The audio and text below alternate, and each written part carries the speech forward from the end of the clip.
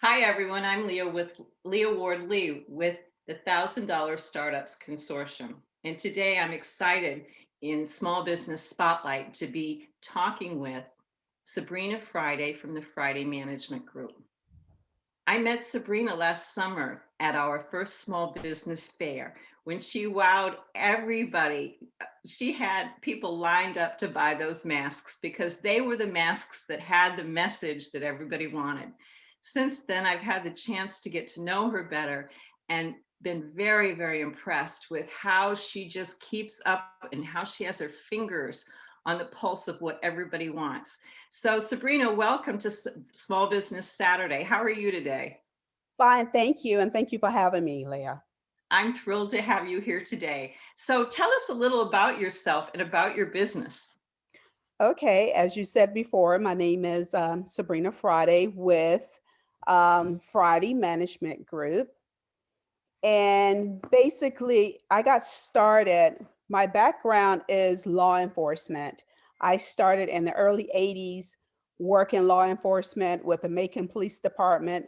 And I knew very early on that I wanted to be a part of, instead of being part of the problem, be a part of the solution. So as I progressed in my law enforcement career, all the way up to working for DOD in the federal sector, retiring in 2014, it was like, okay, now what? I have a master's in business administration, but I was never using that side as of law enforcement. I was using criminal justice because that was my minor in criminal justice, but I never had the full opportunity to actually touch into the business administration part of it. So fast forward from 2014 to present, 2019, moving forward, when COVID hit, that was my now what. I felt that was my opportunity to once again, instead of being a part of the problem, be a part of the solution. And then I start researching, the CDC guidelines on masks, and not just making masks, but actually making quality masks. If it said, okay, a 2-ply or 3-ply, okay, I can do better than that. Let's do a 3-ply. Let's add a filter. Let's add adjustable straps. And like when I met you, like you said last summer, I think back then it was all about Black Lives Matter.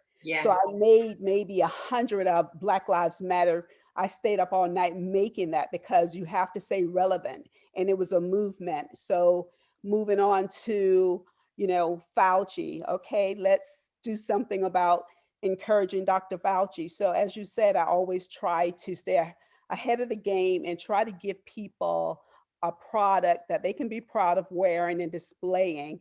And on top of that, giving them the level of safety, knowing that when they wear my masks, it's giving them, the safety of preventing, COVID-19, not preventing them from getting it, but actually wearing the mask as a preventive measure. I was particularly impressed this week with your sensitivity associated around how divided our country was and how certainly I had gotten used to wearing masks that stated how I felt about things and my positions of things.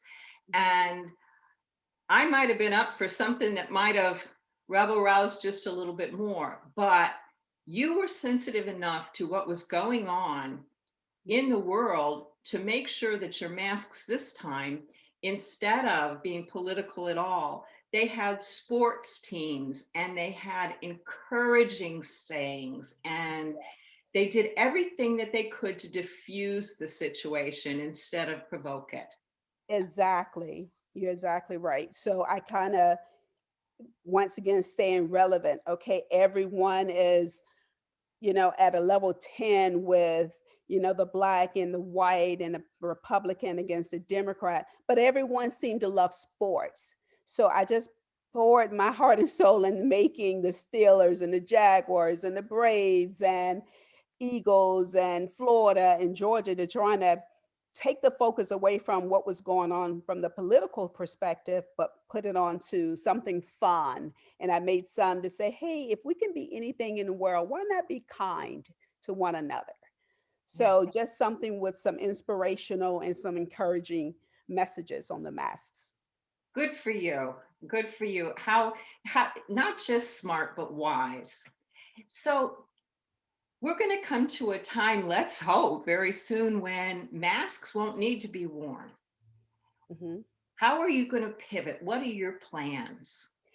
After that, I've already started pivoting to making umbrellas with nice saying like, have a nice day, um, spread the wealth from the same messages that I placed on the mask, transition them to t-shirts and hats. And we always need hand sanitizers, putting that on the sanitizer bottles, have a nice day and Steelers and baseball and Lakers onto that product. So as you said, as COVID began to fade out, I got to have a plan B. And my plan B is to start making more t-shirts and other paraphernalia, t-shirts, hats or hand sanitizer or umbrellas, things of that sort.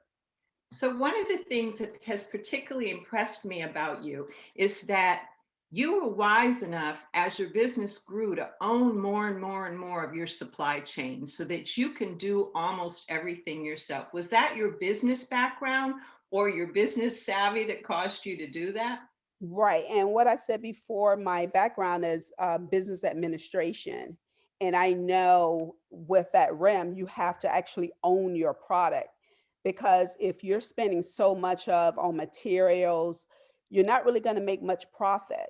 So I basically pulled some revenues from my 401k, dumped a whole lot of money into the materials itself so I can keep it going. Mhm. And what I learned, a lot of people is they tend to run out because they didn't plan ahead of time. So I watched tons of YouTube videos. I've talked to plenty of people, thanks to you at Staples, with the Epson ink 15,000 printer, that works wonders. But they's like, hey, this one works better. So I'm always looking for new and updated materials to keep it going.